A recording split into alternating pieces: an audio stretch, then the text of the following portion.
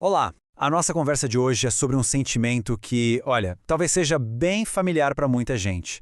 Aquela sensação de que o mundo está mudando rápido demais e que a gente está ficando para trás. Vamos tentar entender juntos por que isso acontece e, o mais importante, o que dá para fazer a respeito. Quem nunca se sentiu assim, não é? Tentando correr atrás de um trem-bala, soterrado por um volume infinito de informação, de notícia, de mudança. Se essa sensação de sobrecarga parece conhecida, saiba que ela não é só sua. Na verdade, ela é o ponto de partida de tudo que a gente vai ver aqui. E olha, esse sentimento não é coisa da nossa cabeça, mas estamos de fato no meio de uma verdadeira tempestade de transformações. E não estamos falando de pequenas mudanças, não. São ondas gigantescas que estão remodelando a própria base de como a gente vive, trabalha e se relaciona. Vamos pensar um pouco mais a fundo nisso. Imagina que a gente está numa expedição, sabe?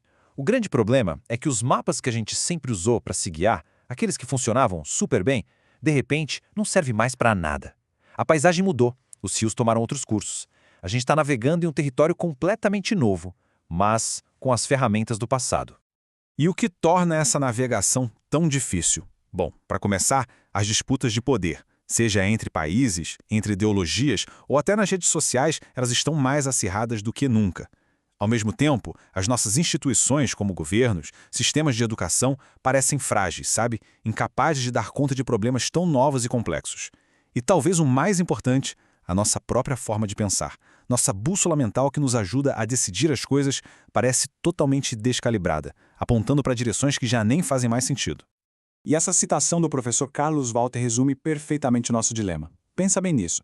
De que adiantam nossos mapas cognitivos se estamos navegando por mares nunca antes navegados? É uma pergunta muito poderosa. A verdade é que a gente está meio à deriva e precisa, com urgência, reaprender a ler as estrelas. Então, ok, diante desse cenário todo, qual é o caminho? Não tem resposta fácil, nem atalho. Mas o primeiro passo é embarcar numa jornada. Uma jornada de reflexão profunda, para quem sabe a gente conseguir encontrar um novo norte juntos. E é exatamente essa a proposta aqui. Tentar costurar diferentes ideias, diferentes percepções, como se a gente estivesse construindo uma ponte para o entendimento. Não se trata de achar respostas prontas, mas sim de aprender a fazer perguntas melhores, mais corajosas. E essa busca por entendimento pode ser dividida em 3 momentos-chave. Primeiro, a gente precisa ter a coragem de olhar para trás, para as nossas origens, e encarar de frente os nossos erros e as nossas contradições. Depois, é preciso ter a honestidade de olhar para o presente e perguntar por que as coisas são assim, porque a gente se sente desse jeito. E, finalmente, usar a imaginação para olhar para frente e pensar que futuros diferentes a gente pode ativamente construir. Mas só refletir não adianta. A reflexão precisa ser um trampolim para a ação, porque o futuro não é um destino passivo que simplesmente acontece com a gente. O futuro é um campo em disputa, e nós precisamos escolher de que forma vamos participar dessa construção.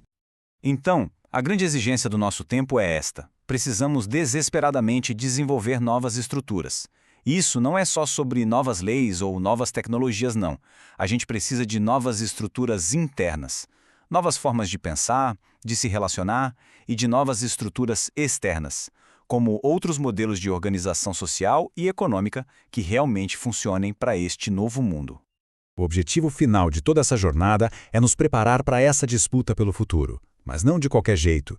É preciso entrar nessa construção com consciência, entendendo as consequências das nossas escolhas e com um propósito muito claro, uma visão de mundo pela qual vale a pena lutar.